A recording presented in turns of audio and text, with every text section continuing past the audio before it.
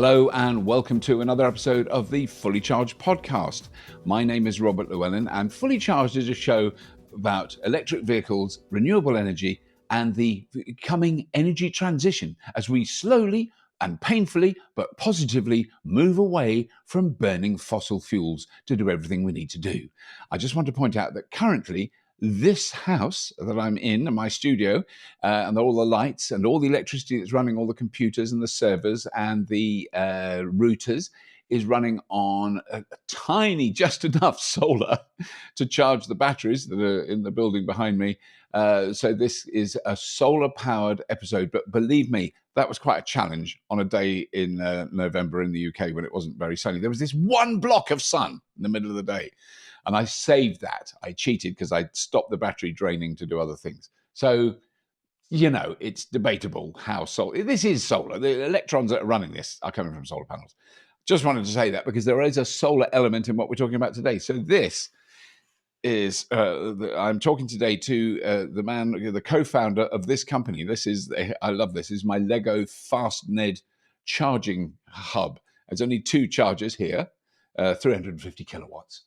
And some flowers and the roof. So that's what Fastned. That's what I'm talking to today. I'm talking to Michiel Langezaal, who is co-founder of Fastned, big European charging network. We've seen them many times. We've used their facilities many, many times on our trips around Europe in various electric cars.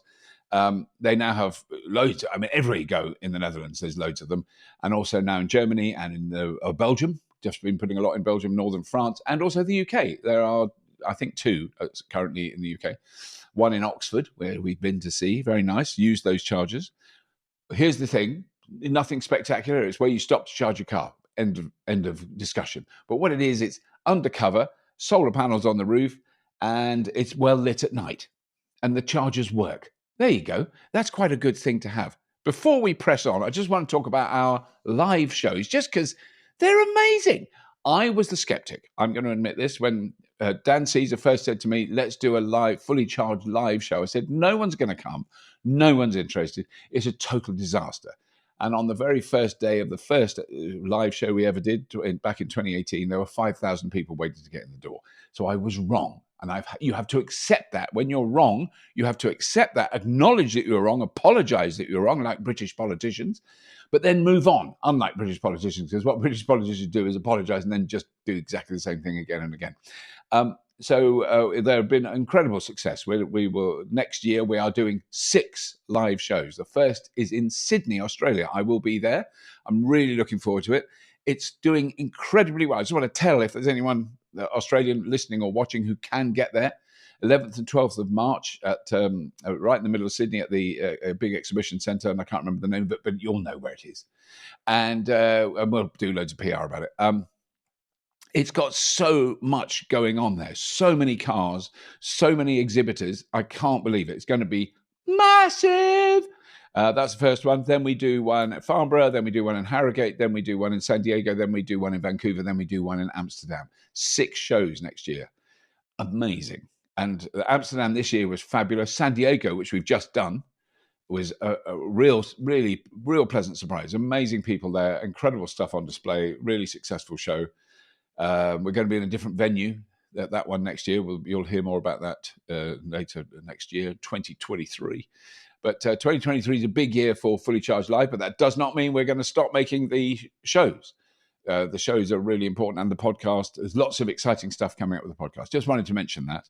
And also wanted to mention our amazing pals over at Myenergi. We did a show about them recently, about the new Libby battery, the Zappy, the Libby, and the Eddy. I mean, what a brilliant family of fabulous componentry that Myenergi have produced and made in the UK. Yes, I've had lots of comments about the batteries. Yes, the actual batteries are made in China, along with just about everything else any of us use ever that isn't a carrot. I don't think I've ever eaten a Chinese carrot, but a lot of our stuff is made in China. That's just the way things are at the moment. I think it's going to change, but that's what's happening now. They don't have any option. But what a brilliant... what I want to just underline that Myenergi do, and it's worth going to myenergi.com, Myenergi.com, is how they integrate all that, because that is, from my experience now of having a lot of just kind of cutting edge, pushing the envelope technology in my house. You really want the software to be rock solid, to be easy to understand and how to use, to allow you to have control, and also to set it up so you don't have to do anything. Those things are critically important. Myenergi have got that, absolutely got that down. They've got it in spades. That is what they're brilliant at. The way everything integrates, the way it looks after you. Effectively, it looks after you. I've just nearly knocked my my Fastned charging. I don't know where to put. I can't really put that in shot. It usually lives over there. I'm going to leave it over there so I don't knock it over, because I get a bit excited sometimes. We'll be back at the end of this with some more messages. But in the meantime, please welcome Michiel Langezaal from Fastned to the Fully Charged podcast.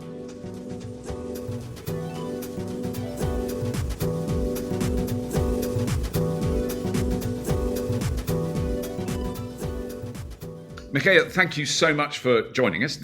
I always look forward to talking to you and to hearing about Fastned. And I'm so excited now. Yeah. Well, because also you're now in the UK, but let's just quickly go back and do a quick history for people who may be listening to this and aren't aware of the background. But you just do the quick sort of potted history of where Fastned came from, how long, how many stations, etc. This year we celebrated our 10th anniversary. So 10 years ago, we started Fastned with the idea to build a charging network. In the end, I drove around in a Nissan Leaf, a car with, let's say, 100-kilometer range at that time. It was very clear to me, without a fast charging network, basically dense everywhere, you can't own an electric car. You will not make that transition. So we need to build that network. And we started to do that, and luckily we were allowed to do that because the Dutch government basically came with a concession system to allow parties like Fastned to build charging infrastructure along the motorway, and that's what we started doing. And the result is there now. There's more than 200 stations. We're operative in 6 countries, and the Netherlands has a very dense network already. Yeah. I mean, that's when I first was very aware of you, was just driving along the Dutch highway network and going, oh, every single service station has this big yellow thing. I can see it. You see it from the road. You're not going, I wonder where the chargers are. You go straight in, and there they are. It's very clear. But that's really something we did on purpose, right? So people often ask us, why do you want to build something that looks like a filling station? Yeah. And maybe it not necessarily was our idea to make it look like a filling station, but what we wanted to have people ask themselves, what is happening there? What is this? Yeah. And if you drive around in your petrol car, you see all these yellow stations popping up, then at some point in your brain, it's imprinted that there is a dense network of charging stations, and you can make that switch. And that's what we wanted to achieve. Because I'm fascinated because I remember being at your offices and talking to the people that run the network and seeing the kind of graphs of usage. And there was one graph I've always remembered, which was when you first, from the lifetime, and the early usage was, I would say you could call it minimal. Definitely. It wasn't that busy. And then, but you could really see this ramp up. And this was, I'm talking probably 5 or 6 years ago, even then. So now it must be. It's really exponential. Yeah. But it's really when we started the company in the first years, in the first year we built stations. The second year we started to develop our backends and so on. And at some point we decided, okay, now we're going to ask money for charging. Right. And so when you first installed it, were they free to use then? When you first they were free to use because there was no payment backend. It just didn't exist. Yeah. And when we actually opened up the stations for payment, and I remember that we told ourselves, okay, we now can pay for lunch with our revenue. So that was the comparison that we made. And if you look at it now, I think we're looking at revenues on a monthly basis of order of magnitude 3 million. Right. That's sort of the revenue that we did a couple of years ago on an annual basis. Right. So it's really changed. Yeah. Interestingly, the correlation we have with that is views on YouTube. When I first started Fully Charged, which is in fact 2 years before Fastned in 2010, it took me 2 years to get 1 million views. and now we get about 1.5 million a week. So that's the difference that's happened in that time, which is, I think it shows an And it's interest in about the topic quality, and right? Like the I think change. if you look at a fully charged show, you get like this the imagery is great. The story is it's like the way you want to hear about a car or a story, right? It's a real story, and Yeah. I think that's the quality that you guys deliver. Yeah, well, I mean, we're entirely dependent on people like you. We shouldn't just constantly praise each other, but if it wasn't for Fastned, we wouldn't be able to do a story about Fastned. It's as simple as that. But then, so I'm just thinking now because I've been hearing a lot of that sort of, there's always a constant background drum of negativity, but about where the power comes from and what the chargers are made of and where the materials come from to build the charge and all that whole argument. And I do remember when if you explain how you've done the power supply really to the chargers and where the electricity actually starts from. I think on the one hand, let's start with the raw materials discussion first. Yeah. I think it's a great thing that people are actually asking for it Yeah. because it keeps us sharp.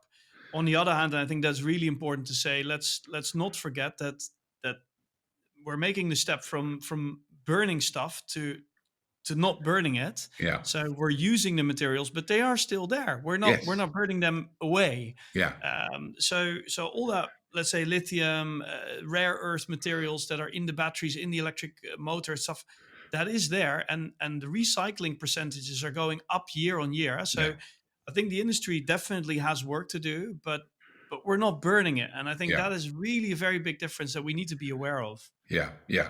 I mean, I'm just about to do a thing about the differences in CO2 emissions in 1 year from extracting lithium to using fossil fuels. Now, the reason there are some CO2 emissions with extracting lithium is because we burn fossil fuels to do it. But when you look at the overall total of what the impact of fossil fuels, it is astronomically huger. There's no comparison. It's like comparing one blade of grass with a jungle. It's tiny. True, but true. but it's a really easy thing to say. It's an easy criticism to make. What about all the copper mines and all that stuff? But because all those things like chargers, they have materials in them, and Yeah, and I think it's good if you like. Let's say one of the clear leaders in this industry as well, Tesla. Yeah. If you look at their battery day presentation, like they really have been trying to find ways to reduce the amount of rare earth materials. And what I like so much about this industry is the enormous amount of drive for innovation to get to improve. And if you find ways to get those materials out and continue to make batteries that even have higher energy density, so you need less batteries. All these elements, they add up, and they really accelerate the industry to become more sustainable, use less materials, and not burning fossil fuels. Yeah. Now, I mean, one of the early criticisms, it's still going on in this country, is reliability. I mean, there's two things: is cost and reliability. But reliability first.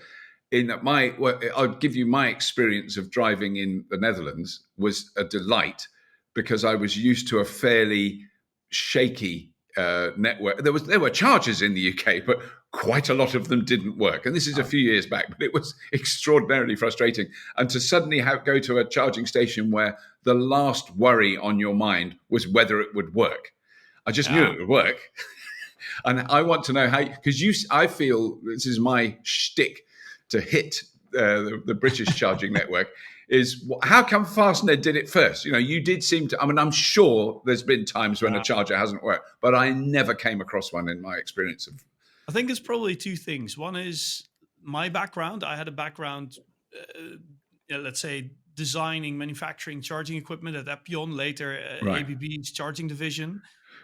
So I already in 2010, 2011 was becoming acquainted with some of the issues of a reliable charger. So when building up the company, we put a lot of effort in building our tech backends. Let's say people that constantly try to find ways to make our network more resilient, focus on getting that charge first time right. Yeah. On the other hand, and I think that is really interesting, is my co-founder, Bart Lubbers. He he studied history. He has a very different background, and he said, Right. like, guys, I think I'm not a technical expert, but I've been driving around like as a user. If you want to make people make that switch, it needs to be simple. It needs to work. That is what is important. We need to Yeah. tell people it will always work. And yeah, I think if you drive into a Fastned station, what we really want to achieve is that it is the most welcoming charging experience. You Yeah. go there, and it's hassle free. Yeah. It feels a nice place to be. That's why we're also putting flowers there now, and that is very, very different from the, yeah, let's say, the very technical approach that we see some of the utilities take. Yeah.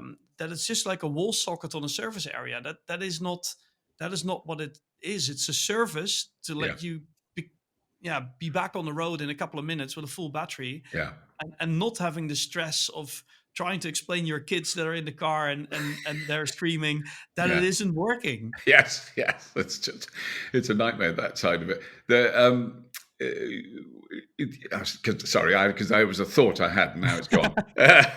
But the reliability issue is, I can see now where that's come from, which is a really good thing. And I think, and to be fair, it has improved enormously in the UK as well. Apart from the new Fastned charges in Oxford, which is where I last saw you, which I've used a couple of times since then. It's really very handy for me to have that. But then it's okay. So the next, well, I suppose the other one is the cost, which is really difficult to deal with because of energy prices have gone up. You're having to pay more for electricity. And I think there is I don't know if the debate is happening in the Netherlands, but certainly in the UK, there's been discussions about from a lot of consumers saying, hang on a minute, I pay for clean energy. I pay extra in a way to support a clean energy network, and yet I'm now paying for the massive increased price of gas. Why can't we separate it?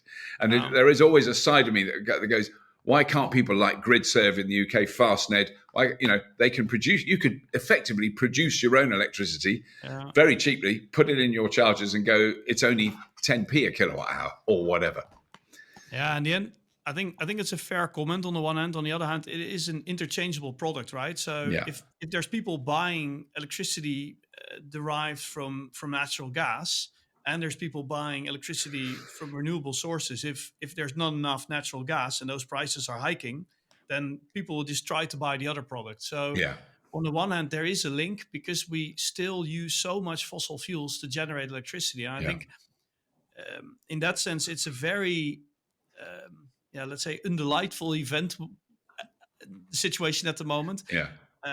On the other hand, the positive look on it is that it will drive the energy transition with much more speed. So I see people in all my friends' family environment, like I see them discussing about how to insulate their houses better.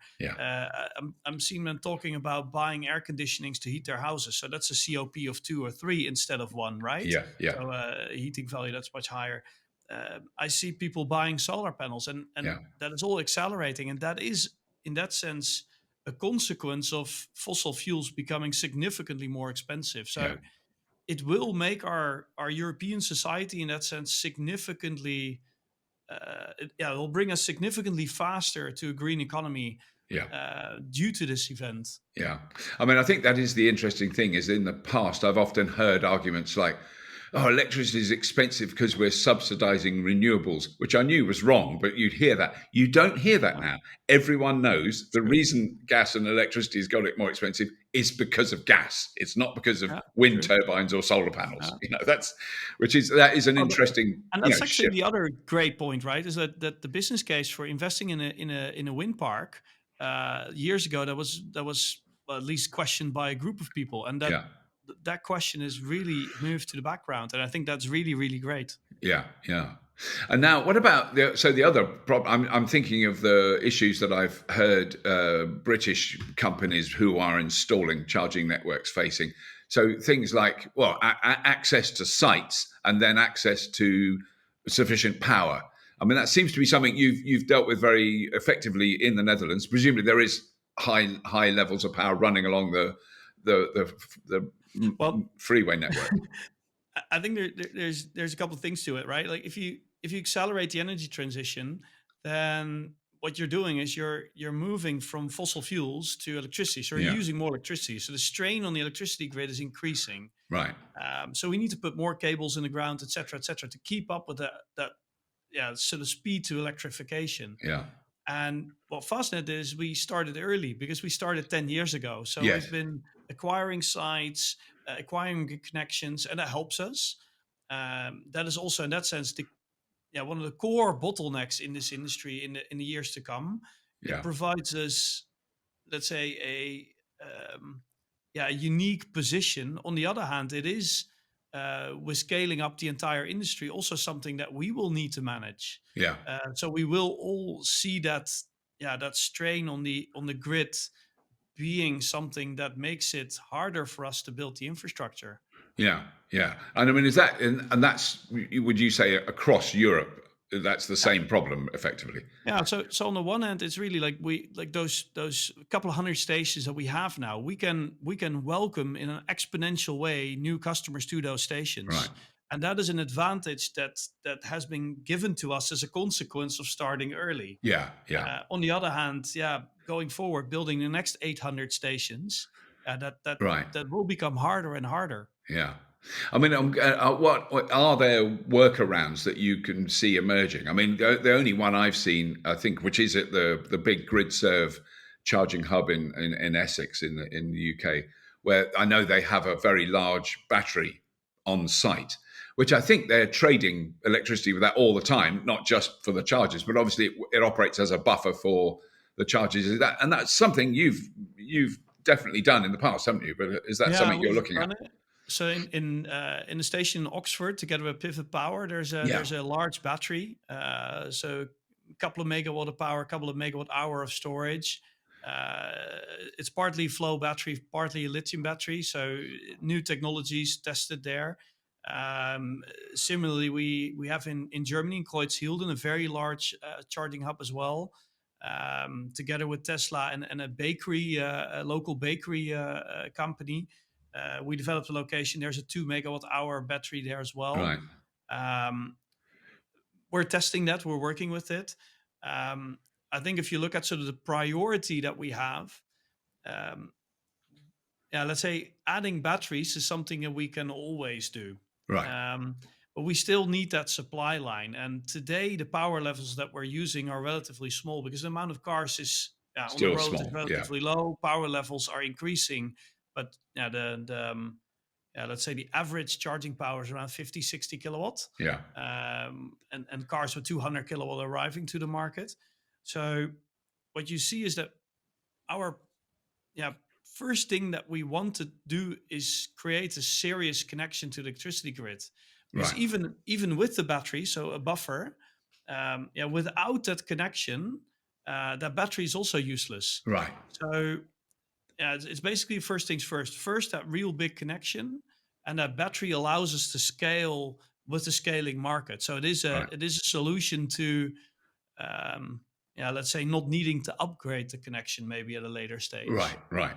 So in a sense, if you had a location that has 5 chargers now, you could maybe add another 5 in 3 years' time or something, but not have to completely dig up the road and put a new cable in. Yeah. Yeah, and increase power levels. Let's say that the Porsche Taycan or the Ioniq 6 the Heine the EV6 and the Ioniq 5. Yeah. Yes. Cars like that, if they would come and draw maybe 200 kilowatt of power, and there's 4 of them. Yeah.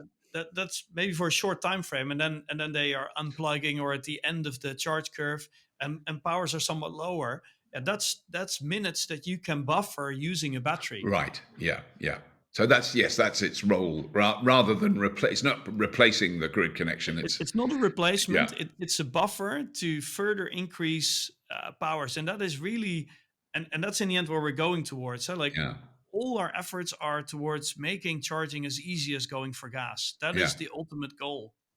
I think a critically important thing that I sometimes wake up worrying about is that scaling up. So I don't know what percentage we are of EVs in the UK. It's certainly really noticeably bigger because you see them everywhere. in the Netherlands, I know you're way ahead of us. Countries like Norway, way ahead of us. China, way ahead of all of us. But The UK is doing really, really the well UK is doing in good. No, terms I'm of like, not. Yeah. yeah. Yeah, no, because even with all the recent turmoils in our country, there's still a lot of electric cars knocking around. But I mean, I don't know whether I'm sure you've discussed this, but when it gets to, say, tens of millions of electric vehicles, because I think we always need to, I always Yeah. want to remind myself it's not just cars, it's buses and trucks and vans, particularly delivery vans. That's going to be a very new thing, very much sooner.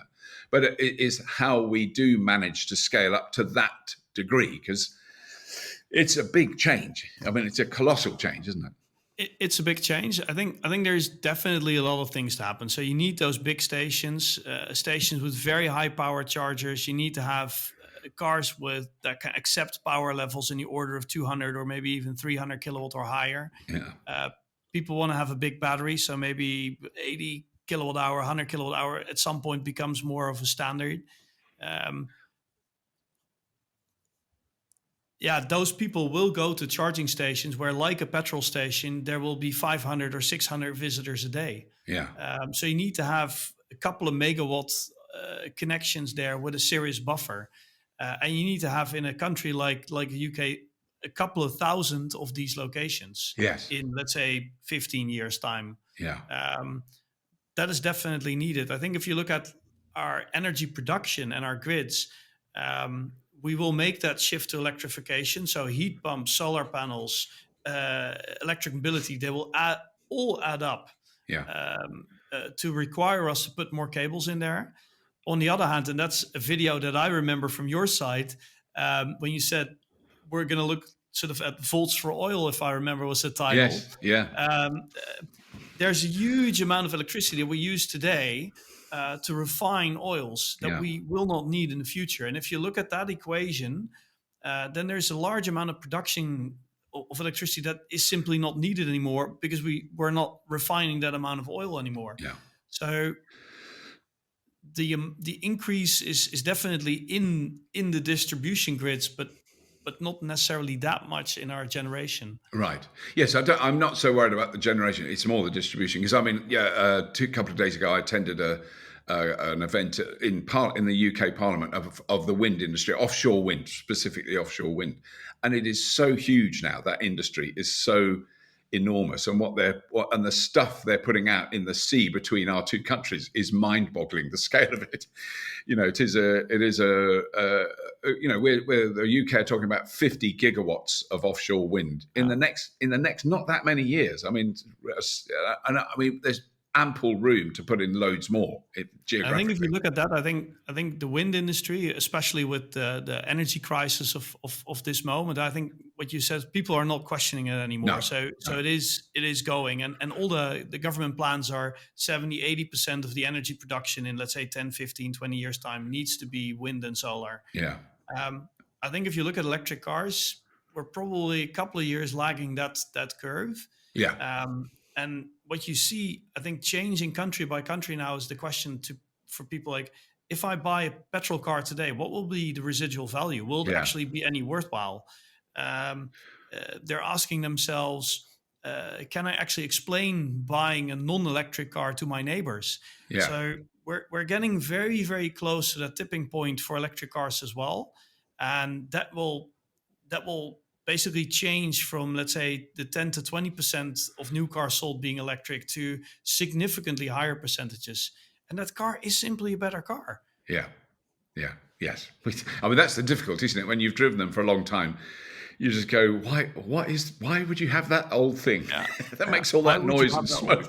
Yeah. But it's really, I think we're very, very close to that tipping point. And what you see is there's many analysts, and that's maybe what I wanted to sort of highlight, is there's many analysts that try to put a curvature on there. And it's very difficult as an analyst to let's say, predict exponential sort of change or pivotal change, because how do you tell that to the world that it's for a brain very difficult to absorb, right? So often what they do is they try to linearize sort of that line. They try to make it linear, Yeah. which in the end, in these transitions, it never happens. No. If it really starts to go, then it starts to go. Yeah. And I think we're very, very close to that. And I'm wondering who in, let's say, uh, 2026, 2025, who in a Western European country is going to buy a fossil car, A new combustion a car. new Yeah. fossil car. Yeah. But if you look at the analysts' sort of, let's say, predictions, they're predicting it's going to be 20% this year, then the year after it's Yeah. going to be 25, and then 30, and that it's a gradual change. And I think it's probably not going to be as gradual as we well look at it in Yeah. those reports at the moment. But I think the other point I would love to talk to you, because of the slight differences in our the households that we live in. So in the Netherlands, I think the majority of the population live in houses or apartments with no off street parking that belongs to them. It is quite True. whereas in this country we're peculiarly, we're the other way around. We're about 60% of our homes have off street parking, which I think is incredibly high when you think Yeah, about how much that is space really that takes something up. that's going to help electric mobility, right? Because people can just simply plug their car in Yeah. their basically a wall socket. So maybe if you want to do it a little bit quicker, maybe you ask an electrician to sort of put in a level 2 charger or so. Yeah. But that really makes it easier. But in the Netherlands, it's a car with faster charging technology. Uh, Being able to drive to a fast charging station somewhere during the week, plugging it in, and going to the toilet and coming back with, let's say, a full battery for the next week of driving. Yeah. That is really what's needed to enable that transition for all Yeah. those people that don't have a driveway. Yeah, yeah. I mean, that is interesting. And do you know of customers that I mean, I've spoken to people individually here who do that, but do you know of customers that if essentially they use rapid chargers as their charging? They don't really use anything else. Is that statistically Yeah, shown? it is a small percentage at the Right. moment, huh? And I think you see that starting to become larger and larger with power and battery size going up. Yeah. Because if you need to stand still for half an hour for 100 kilometers of range, that isn't that much good of a use case. But if Yeah. it's 18 minutes or 12 minutes or so for 300 kilometers, it's a very different use case, right? Yeah. So that is changing the equation. I mean, It's a slow process. It will move step by step. yeah, and because that's the other thing. I don't know what the situation is in the UK, but I've been involved in lots of discussions because of recent price rises, and we've had a couple of charging networks that have really jacked their price up. Unless you're a member and you have a special thing and you've got to use this app or that app, it's much cheaper. But their kind of tap to pay cost is now really high, and it puts it in the same cost per mile as a large petrol or diesel car, which it did. There used to be this big price differential between driving an electric car. But I've had so many people say, that isn't why I bought an electric car. I didn't buy it because it was cheaper. I bought it because it's better, and I don't care, which is nice if you're in a position to say that and you're not worried about paying a bit more. But I mean, is the case in the Netherlands generally that the price differential between a combustion car and an electric car has narrowed or even gone in reverse? I think if you look at what's happening with the energy prices, I think there's no pure play charging company that likes what's happening there, right? No. Like, we all want to accelerate the transition. That's in our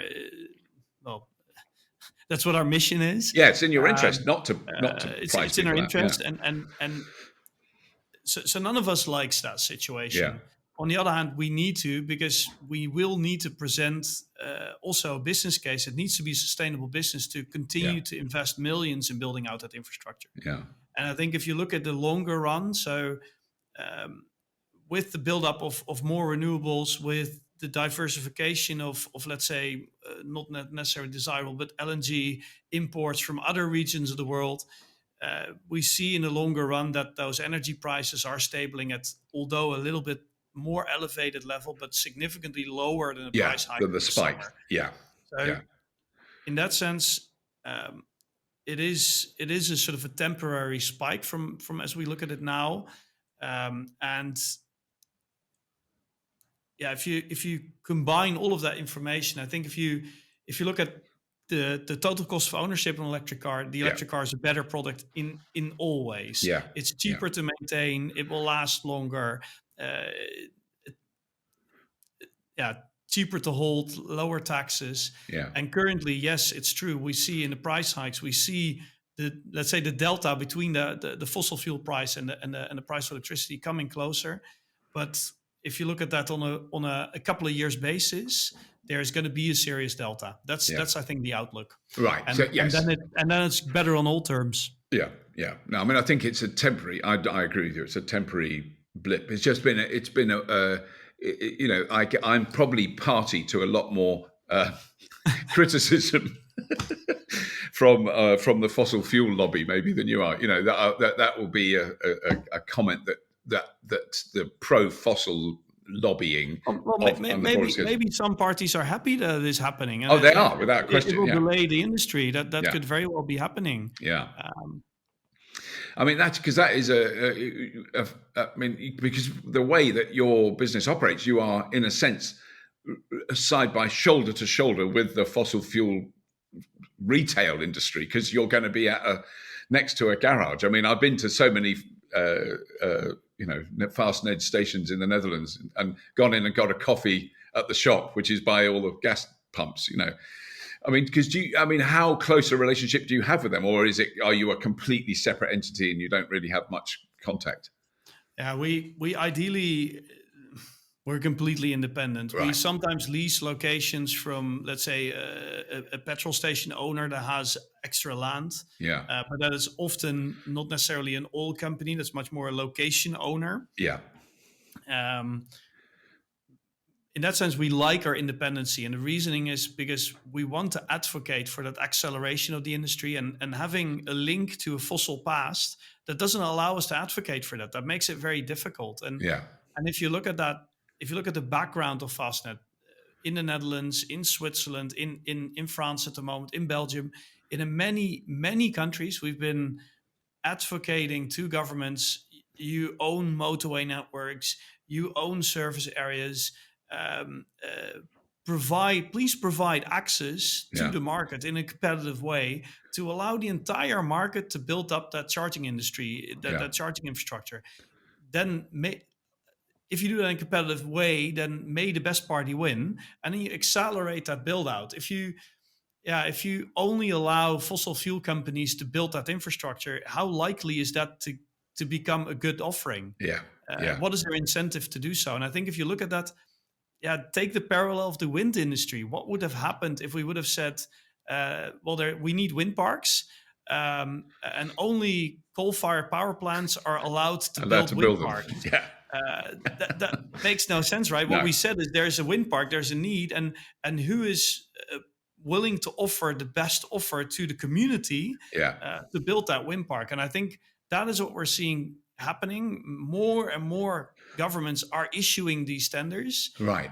And competition is luckily on quality, on speed of delivery, on charge speed at the location, on the quality of service, and all these things. They are making sure that it's not going to be that infrastructure with a charger with red tape around it, but the competition is to deliver the best service. That is what those tenders are about. And I think that is really, to the advent of the electric driver, that is accelerating the transition, and that will help us to battle climate change. Yeah. Because I mean, it is interesting that we've certainly had a lot of kind of difficult conversations internally about covering things like there is a profit-making, as they described it, a profit-making petrol station in central London, in Fulham, that they dug out, changed completely. It's now just chargers. Shell did this. So it's on there, and it's in a very affluent area in Fulham in West London. And it's very popular, and lots of people go there. And so we kind of wanted to cover, and we did cover it, but it's such a contentious issue because there's so many people that are, supporters of what we're doing, who are then immediately angry that we're supporting an oil company, which, it's a really difficult thing. But I mean, I absolutely get what you mean, because it's going to be, But That I because that really is would starting hope. to happen. That's what I'm saying. Yeah. Those companies are finally going, oh, hang on, maybe we should start putting chargers in. And I think that's a great thing. Just think about Tesla. What did they do? They started the transition. Yeah. They showed the world it can be done. Yeah. And then policymakers were able to, let's say, uh, push for policies that enabled that transition. Yeah. And without a company showing it can be done, those policies would have never, let's say, kept standing, because the lobby would have just said, like, we can't do it. Yeah. Yeah. And I think that has changed. And what you see with the car makers, you see now VW becoming a fast follower. They really are developing a great platform. Yeah. Let's hope Shell does that as well. Let's hope that BP does it as well. Yeah. I think the only way we'll get there is to have many more companies building that infrastructure. We need massive amounts of charging infrastructure. Yeah. So and you don't see that as an existential challenge to Fastned. I mean, that you can live alongside that and flourish with that going let's on as take well. the Tesla example. The Tesla Model Y, I think, is at the moment the best-selling car of Germany. Yeah. If you would have told that to German car makers years ago, they would have said, "No way." Yeah, they would have laughed you out the room. No, absolutely. When I saw that statistic recently, I went, I cannot believe it. Because, in a sense, Germany is the epicenter of automotive manufacturing almost in the world, has been. Yeah. But in that market, currently we're talking about roughly 10-15% of new cars sold being electric. Yeah. So in that market, Tesla is still super successful. Yeah. And then we're looking at the charging market. We're in Germany, we're at 1 or 2% of the cars being electric. Right. That is the side. So it's right at the start. What is the logicality for... we need massive amounts of charging infrastructure to get from that 1 or 2% to 10 to 30% adoption. And it is that thing that it's hard to explain to people, but because they will judge who've never driven an electric car, and they go, well, you can't go, I wouldn't want to go overseas in it because you wouldn't. I go, well, look, I've driven to Sicily, to the south of Spain, to Norway, to all over Europe in an electric car without a second thought. But it is also, I drove all over Europe in a Tesla, using the Tesla charging, except for in the Netherlands, where I like to use Fastned. I could use Tesla. They deliver that infrastructure, and but it's there, and it works. Yeah. Currently, we're building in the north of France. We're building a lot of stations as we speak. Right. We're having 15 sites simultaneously under construction. Fantastic! Wow. Many of them in the north of France. Basically, the route, let's say Brussels, Amsterdam to Paris. Right. That is a charging desert. If you want to drive, I've experienced it. Yeah. With a non-Tesla car, it's very, very difficult. That infrastructure is going to enable people to make that journey, and that is for a lot of people. Like, if I can't drive to the south of France or to the middle of France, I'm not going to buy an EV. Yeah. So having that infrastructure in place, let's say in a couple of months from now, that is going to be instrumental to allow people to make that switch. Yeah.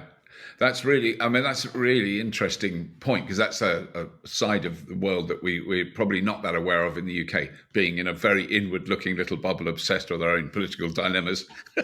But that route I'm aware of. I mean, I've done that journey in the past, a long time ago. In the past, I've been in Amsterdam. I've been working in Amsterdam, and we're going to France afterwards, to the south of France. So I've done that actual journey, and I've also done it more recently in an electric car driving through Belgium. That has been a challenge, and I love the Belgians. And genetically, I'm part Belgian. I've discovered from doing a DNA test, but they don't have a very, very sophisticated charging network. I think that's a fair criticism, or they haven't had. But clearly, luckily we're building there as well, and many stations, so that will be solved as well quite soon. But and what about wind up soon? But what about commercial vehicle charging? Is that an area that you're not involved in at all? Like fleet management charging, that sort of stuff. Let's say we often start from the premises of a location. So what we want to solve is the problem of not having the infrastructure available. And that's really what we're doing. What we see at a lot of our locations, we see fleets coming. So take the delivery vans from IKEA. We have a big site in Amsterdam that is often, there's several of these delivery vans charging there. Right. We see the same from parties like HelloFresh, like the typical sort of food box deliveries at Yeah. home. They are using our stations as well, but yeah, our starting point in that sense is building locations along high traffic roads where we really can cater to a very large audience. Yeah. Um, but of course, what you see happening is that a delivery van, if you want to slow charge it overnight or even during the day, you need 2 or 3 vehicles to do the same amount of work That you could do compared with one. to Yeah. if you would fast charge it somewhere during the day. Yeah. So for them, having fast charging sites in their working areas, that is really enabling them to make that switch and to use these vehicles in an Right. effective way. Yeah. I think building infrastructure, let's say in logistical centers, that is not necessarily what our aim is. We are Right. location driven, business to consumer product or service in that Yeah. sense. But I mean, also that is a side of things. When I've had those discussions with fleet managers and people that run that sort of industry, they always say people don't realise drivers have to stop by law. When they're doing a delivery, they're not allowed to do a 10-hour shift in a van and never stop. They have to stop. And they have to. True. So at that point, when they have to stop, they can charge if they can charge the van, that makes the whole thing. I think we're going to see also a very large shift to electrification of trucks, and it will go step by step. We see the smaller trucks already at our stations, from the delivery vans to, let's say, the smaller trucks. Yeah. I think the bigger trucks, let's say the 40-ton trucks on long distance, long haul, we're going to see that probably in a couple of years from now, sort of starting to be piloted, used.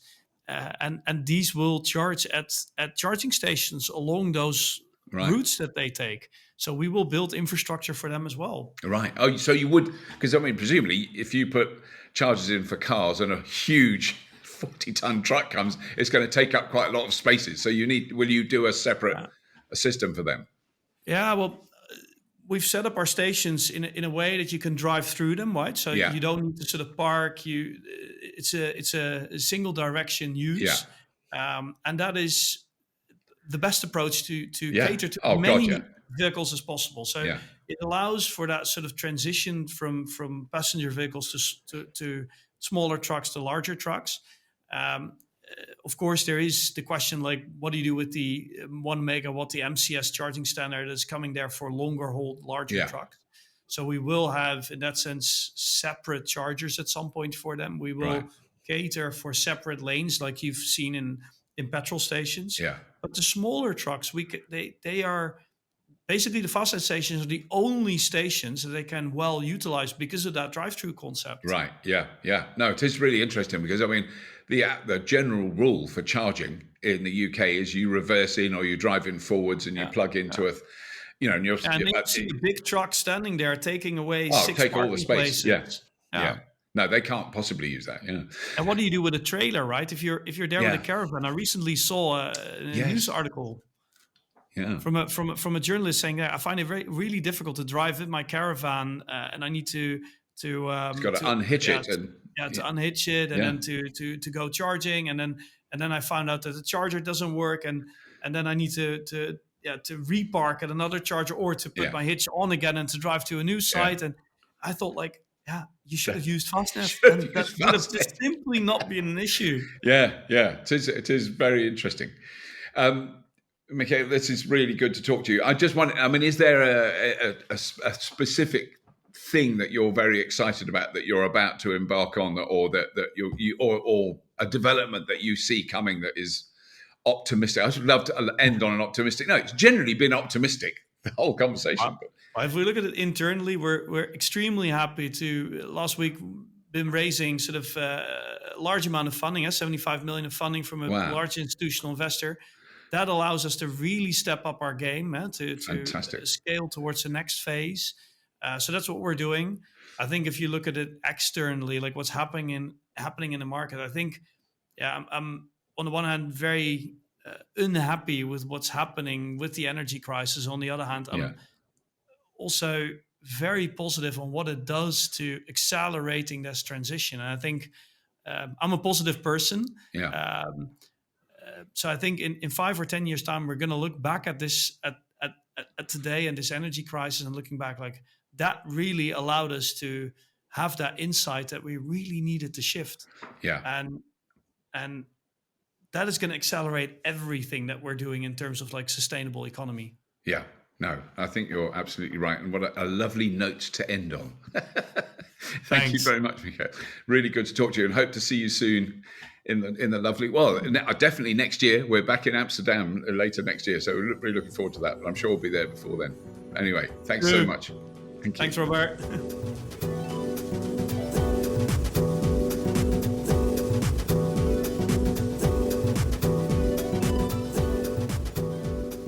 Well, I hope you enjoyed that. I certainly had real fun. I've met Michael quite a few times and been to his offices and everything. So it was really nice to catch up with them, have a bit of a...